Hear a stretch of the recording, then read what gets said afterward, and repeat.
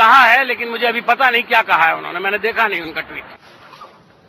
From our Delhi studio, we are also now joined in by Mr. Shambit Patra of the Bharatiya Janata Party. Very good morning to you. Of course, your cadre seems to be very excited, but at the cost of your party patriarch. I believe most of this are just perception. Yes, the cadre is excited definitely because the kind of fortunes that Mr. Modi has brought to the party in the recent past and the faith that the cadre has on him, definitely it gives a reason for excitement. But the second part of the question, that Mr. Advani has been sidelined, is not the right question, I believe, because he was the patriarch and he would be the patriarch of the party. He can never be sidelined at cost of anyone. No, Mr. Rajgopalan, would you agree with that view? No. I mean, this has been debated for the past 10 days. Mr. Advani has been in politics for more than 70 years. And, he knows. Mr. Patra, he will be reminiscent of the emergency era. Yes, now, he was very tough. That's a very strong statement from Mr. Rajgopalan.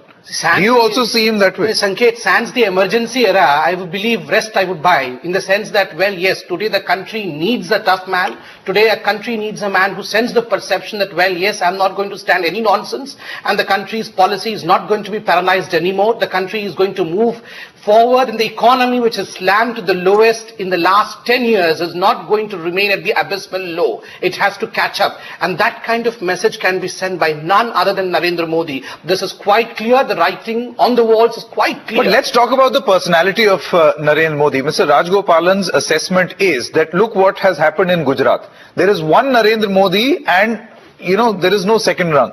No. BJP never believes in such kind of politics. BJP has a constellation of leadership, and we always have assured our faith on collective leadership, and we would maintain that because it is not a family-owned private limited. His innings in the BJP is starting on descent. No. How do you say that there is collective leadership? No. First and foremost, look, let me be very candid with my speech today, in the sense that I have brought the Times of India I was going through when I was coming to you. And look, the two pieces of news, side by side. We have a difference spoken of within the BJP, and then we have a small news over here which speaks of 52 lakh crores being spent on not 52 lakh crores exactly, 52 lakh crores, yes, 52 crores rupees being spent on advertisements on a single family of Congress. This shows, well, look, the Indian mentality has got used to, down the line, got used to the feudalistic mindset of Congress functioning. And somewhere, if we see differences, debates and discussions within democratic setup,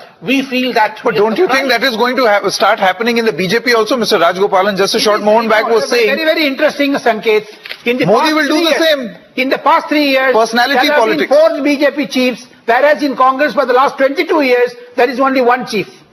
That itself speaks volumes, in fact. In a democratic setup, you need to have changing chiefs, because that's what the Constitution says. You need to amend the Constitution time and again just to prove the fact that a single person is responsible for the betterment of the family, betterment of the party, does away with the basic nature of democracy. Let's get in our political editor Navika Kumar into this discussion. Navika, a very interesting discussion taking place where Mr. Shambit Patra says that number one, oft-repeated statement of the BJP that there is no feud, absolutely no problem in the BJP, and it's a smooth transmission or transition that is taking place.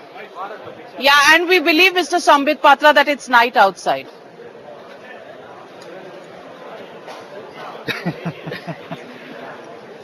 Would you want to... I could not get Mr. Shambit Patra, the BJP may want the whole world to believe that there is no feud in the BJP, but that's not what's on the ground. It's evident if you were standing as I am about 100 meters away from where the meeting is taking place, every leader, every participant of this national executive who's gone inside has expressed, will it happen? Will it not happen? Will it be the Modi camp which will win? Will it be the non-Modi camp which will win?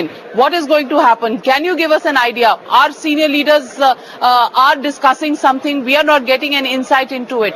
Now, all of that is happening within the BJP, not in the media. We haven't created that buzz at all. The buzz is there. That buzz is getting reflected by what we are saying in the media. The fact that Mr. Advani hasn't come for 3 days for the national executive, the first one in 33 years that he's missed, clearly speaks volumes about the deep factions.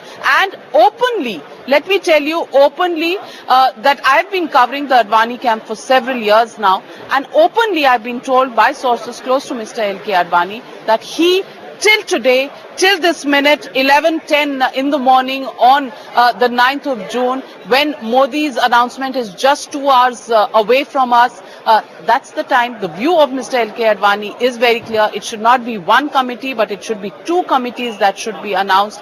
That is the steadfast view of the of Mr. Advani. He says, I have no problems with Narendra Modi. In fact, in 2009, I was the one to give blessings to appoint Narendra Modi as the head of the campaign committee. At that time, Rajnath Singh was the party president, did not agree to that suggestion. In 2013, I'm saying appoint Narendra Modi as the head of the campaign committee, but also appoint a second committee which will have either Nitin Gadkari or another senior leader as the head. And that committee should look at the state assembly elections and other issues of the BJP, so that with your alliance partners, there are 2 options that you can actually give. And there is absolutely no intelligence in losing a partner like the JDU before the elections, because a pre-poll alliance is something that will also